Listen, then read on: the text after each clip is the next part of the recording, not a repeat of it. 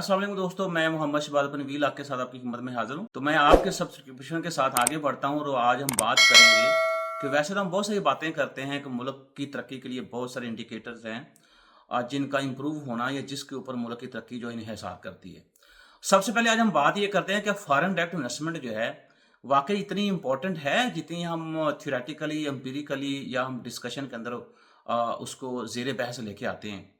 देखिए, इन्वेस्टमेंट आपकी लोकल हो फॉरेन हो, दोनों ही बहुत इंपॉर्टेंट होती हैं, लेकिन ये डिपेंड करता है कि आपके जो मुल्क के अंदर जो मुआशी पॉलिसीज हैं वो आया कि इन्वेस्टमेंट फ्रेंडली हैं या इन्वेस्टमेंट को रोक रही हैं। दुबई जिसके बारे में हम बात करते हैं कि आए दिन तरक्की की नई मनाजिल जो है वो तय कर रहा है, आखिर वहाँ पे पाकिस्तानी इन्वेस्टर जो हैं या इंडियन इन्वेस्टर जो हैं वो इन्वेस्ट करना क्यों चाहेंगे? उसकी एक वजह ये है कि पाकिस्तान के जो मुआशी हालात हैं, बल्कि इसमें जो स्टेबिलिटी या इंस्टेबिलिटी की बात आप कर रहे हैं, या पाकिस्तान की जो इकोनॉमिक इंस्टेबिलिटी है, पाकिस्तान की जो पॉलिटिकल इंस्टेबिलिटी है, दोनों को मद्दे रखते हुए पिछले साल तकरीबन 800 पाकिस्तानी इन्वेस्टर्स ने नई कंपनियां वहां पे रजिस्टर करवाई हैं। और इंडिया के अंदर जो उनकी मालियाती पॉलिसीज हैं वो बड़ी सख्त हैं, उसकी वजह से 7860 नई कंपनियां इंडियन इन्वेस्टर्स ने दुबई के अंदर रजिस्टर की हैं। तो आप ये देखें कि दुबई जो है इन दो मुल्कों का, खासकर इंडिया और पाकिस्तान के जो इन्वेस्टर्स हैं उनका पॉइंट ऑफ इन्वेस्टमेंट बनता जा रहा है। उसकी वजह ये है कि दुबई के अंदर जो इन्वेस्टमेंट के पॉइंट ऑफ व्यू से जो पॉलिसीज हैं वो बड़ी ही फ्रेंडली हैं। तो आप वन विंडो जो है एक ही जगह पे आप अप्लाई करें ऑनलाइन, तो आपको चंद घंटों बाद जो है रिप्लाई पॉजिटिव फॉर्म में मिलेगा, ना कि ये हो कि जो आपकी दरख्वास्त वसूल कर ली गई है तो हम आपको 15 दिन बाद या 20 दिन बाद या 40 दिन बाद जो है उसका जवाब देंगे। हम थोड़ा सा और बारीकी में जाएं तो हम ये कह सकते हैं कि दुबई जो है वो सिर्फ पाकिस्तानी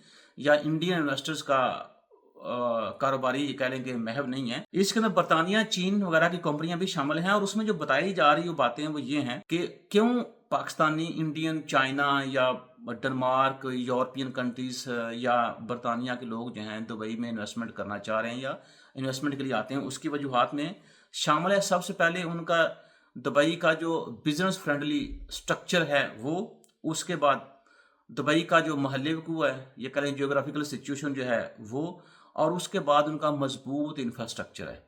उसके अंदर जाहिर बात वो रोड भी शामिल हैं, कह लें कि मूवमेंट के लिए आसानी है दुबई के अंदर इन्वेस्टर्स को, और इसलिए फिर दुनिया के सारे लोग जो हैं, कारोबारी लोग जो हैं खासकर, वो चाहेंगे कि हम किसी ऐसे मुल्क के अंदर जाएं जिसका इन्वायरमेंट बिजनेस फ्रेंडली हो, जिसकी पॉलिसी के अंदर स्टेबिलिटी हो, जिसकी मैक्रो इकोनॉमिक स्टेबिलिटी हो, पॉलिटिकल स्टेबिलिटी हो, इंफ्रास्ट्रक्चर की मजबूती हो, तो जाहिर सी बात है हम अपना रुपया वहाँ जाके इन्वेस्ट करेंगे। क्योंकि कोई भी हो, चाहे मैं भी हूँ, तो मैं भी अगर दुबई में पैसे इन्वेस्ट करना चाहूँगा तो मैं सबसे पहले अपना जो पैसा है उसकी सिक्योरिटी की बात करूँगा, या अपने पैसे की सिक्योरिटी देखूंगा, फिर मैं फैसला करूंगा कि आया मुझे दुबई के अंदर पैसे इन्वेस्ट करने हैं या नहीं करने। अब पाकिस्तान से कोई इन्वेस्टर जो दुबई जाता है उसको पता है उसकी वजह एक मुआशी दबाव है। इंडिया से अगर कोई बंदा दुबई में इन्वेस्टमेंट करना चाह रहा है तो उसकी वजह मालियाती पॉलिसी जो उसकी सख्ती है और ये उनके सेंट्रल बैंक की वजह से। फिर दूसरी बात है कि दुबई के अंदर टैक्सेस बड़े कम हैं, उन टैक्सेस की निस्बत जो इंडिया अपने लोगों से इनकम टैक्स की फॉर्म में चार्ज करता है। और तीसरी बात जो बड़ी अहम बात है वो ये कि दुबई के अंदर ज्वेलरी और जो क्रिप्टो करेंसी है वो कारोबार करने में बड़ी आसानी है। तो इसके साथ साथ अब देखा जाए कि जो दुबई का बिजनेस इंडेक्स है, जिसको बिजनेस फ्रेंडली इंडेक्स कहते हैं, वो तकरीबन दुनिया में 16 आता है, तो टॉप 20 में आ रहा है। और यही इंडेक्स जो है वो इंडिया के अंदर उसकी रैंकिंग 63 है। अब बात यह है कि जो भारतीय कारोबारी लोग हैं वो दुबई में बैठ के अफ्रीकन कंट्रीज की मार्केट जो है उसको एक्सेस कर रहे हैं और ढेरों मुनाफा कमा रहे हैं। और पाकिस्तान के हवाले से अगर देखा जाए तो जो पाकिस्तानी दुबई में कारोबार कर रहे हैं, हमारे पाकिस्तानी सफ़ीर जो हैं, जो कि हमारे सोचने का ढंग जो है वो अलग है, कि वो ये कह रहे हैं कि दुबई के अंदर जो पाकिस्तानी लोग इन्वेस्ट कर रहे हैं उसकी वजह से दोनों मुल्कों के तल्लुकात जो हैं मजबूत होंगे, और ये लोग जो पाकिस्तान से पैसा लेके आके दुबई में इन्वेस्ट कर रहे हैं, इनके पास मौके हैं कि वो पाकिस्तान में कई अरब डॉलर जो हैं और कमा के ज़र मुबादला जो है के इजाफे का बाइस बनेंगे। आइए हम पाकिस्तान के बारे में बात करते हैं। आपको पता है कि पाकिस्तान इस वक्त बड़े आजमाइशी जो हालात हैं वहां से गुजर है, क्योंकि इस वक्त पाकिस्तान का जो सरकारी अखराजात का तखमीना है वो तकरीबन 13,682 अरब रुपए है।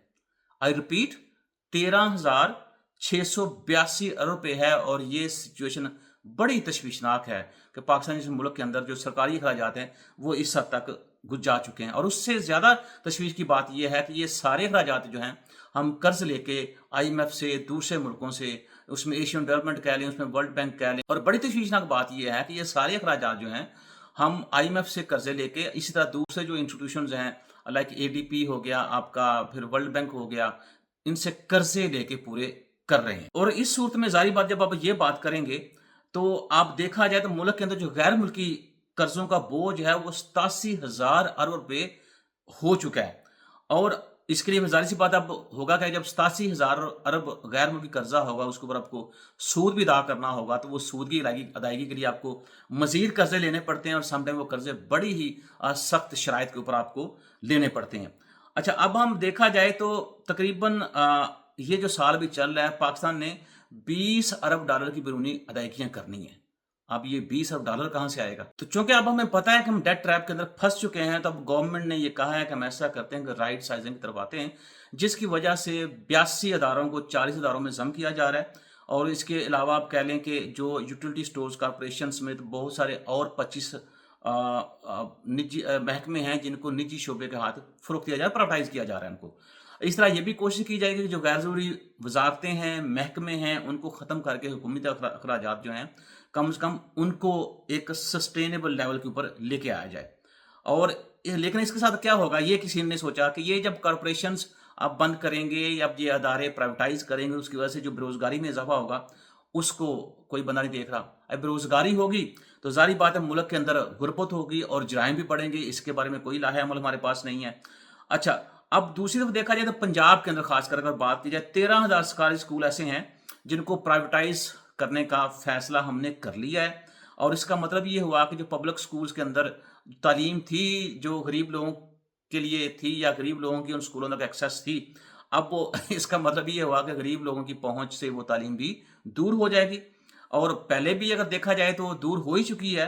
अब बिजली महंगी होने की वजह से फैसलाबाद और कराची से तकरीबन निसफ टेक्सटाइल मिलें जो हैं वो बंद हो चुकी हैं, और कुछ मिलें जो हैं या उनके इन्वेस्टर्स ने इन्वेस्टमेंट जो है अब इन्वेस्टमेंट जो है वो नेबरिंग कंट्री को शिफ्ट कर दी है। और एक तरफ आप देखें जो पाकिस्तान की शराफी है वो सालाना टैक्स कितना दे रही है, 5,000 अरब।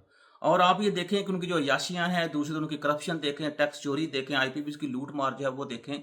और ये लोग जो हैं पाकिस्तान के तकरीबन 2/3 जो दौलत है उसके मालिक हैं।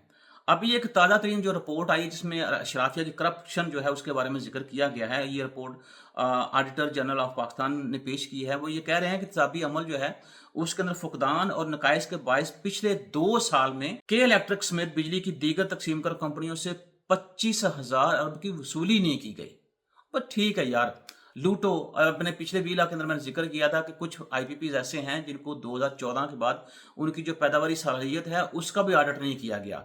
वो 30% प्रोड्यूस कर रहे हैं, 40% प्रोड्यूस कर रहे हैं, वो 60% प्रोड्यूस कर रहे हैं, या कि वो 100% प्रोड्यूस कर रहे हैं, लेकिन वो कैपेसिटी चार्जेस की मद में अपनी वसूलियाँ गवर्नमेंट से क्या, अवाम से महंगी बिजली करके वहां से वसूल कर रहे हैं। अच्छा, अब जब ये बात हुई है तो इसका मतलब ये हुआ कि अब चूंकि ये 25,000 अरब की वसूलियां नहीं की गई, जिसकी वजह से ये वसूलियां कहां से की जा रही हैं, लोगों से। और साथ ये भी कहा जा रहा है कि वो जो गर्दिशी कर्जा है वो भी इन लोगों के ऊपर डाल दो, ताकि गरीब अगर कहीं सांस ले रहा है तो वो सांस ले ना सके। अच्छा, अब आपको ये भी पता होगा कि ये सोलर पैनल का जो स्कैंडल पिछले दिनों आया था, उसके अंदर आपको पता है कितने की टैक्स चोरी पकड़ी गई है? 800 अरब की। तो मुझे ये बताएं, जब ये सारी चीज़ें होंगी, मुल्क के अंदर मुआशी अदम इस्तेहकाम होगा, मुल्क के अंदर पोलिटिकल स्टेबिलिटी वो भी नहीं होगी, फिर मुल्क के अंदर जो आपकी बिजनेस फ्रेंडली पॉलिसीज हैं वो बल्कि फ्रेंडली होने के बजाय अनफ्रेंडली हैं, तो इन्वायरमेंट भी अच्छा नहीं है, इंफ्रास्ट्रक्चर जो है सो है। लेकिन ये सारी सिचुएशन के साथ साथ आप ये कैसे तवक्को करेंगे कि मुल्क के अंदर जो है फॉरेन इन्वेस्टर जो है वो पैसा लेके आए? मैं आपको छोटी सी एग्जांपल दूं। मैं पिछले 1 साल से एक छोटी सी NGO जो है वो मैं रजिस्टर करवाने की कोशिश कर रहा हूँ अपने लॉयर के थ्रू।